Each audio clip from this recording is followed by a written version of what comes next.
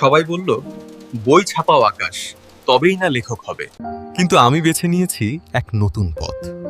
আমার ভাবনা, আমার শব্দ এখন সবার পকেটে, সরাসরি আমার হৃদয় থেকে আপনার স্ক্রিনে। আমি আমার লেখা প্রকাশ করেছি ওয়েবসাইট ও মোবাইল অ্যাপের মাধ্যমে। নেটফ্লিক্সের মতো তারা আমার অ্যাপের সাবস্ক্রিপশনও নিয়েছে। উপার্জন এবং লেখা প্রকাশ দুটোই হচ্ছে একসাথে। আপনিও যদি ডিজিটালি আপনার বই প্রকাশ করতে চান এবং নিজের একটি আইডেন্টিটি তৈরি করতে চান, তাহলে স্ক্রিনে দেওয়া নম্বরে ফোন করুন এক্ষুনি। অরিজিৎ সিং এর পর এবার বড় ঘোষণা শ্রেয়া ঘোষালের। কেন চিকনি চামেলির মতো আইটেম ডান্সের গানে আর কণ্ঠ দেবেন না এই সুর সম্রাজ্ঞী? সম্প্রতি এক সাক্ষাৎকারে শ্রেয়া জানিয়েছেন তিনি এখন থেকে গান নির্বাচনের ক্ষেত্রে অনেক বেশি সতর্ক।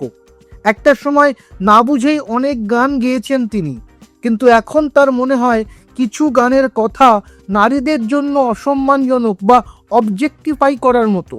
শ্রেয়া জানান তার এক বন্ধু গীতিকার তাকে একটি গানের অফার দিয়েছিলেন, আর কথা ছিল আমাকে চিকেন বানিয়ে খেয়ে নাও। এই শুনেই গানটি নাকচ করে দেন তিনি। শ্রেয়ার মতে মঞ্চে যখন তিনি গান করেন তখন সামনে অনেক শিশুও থাকে, আপত্তিকর কথা থাকলে তাদের সামনে গাইতে অস্বস্তি হয় তার।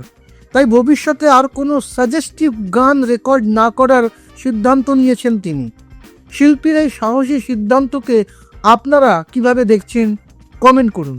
গানের কথার গুণমান নিয়ে কি আরও সচেতন হওয়া উচিত?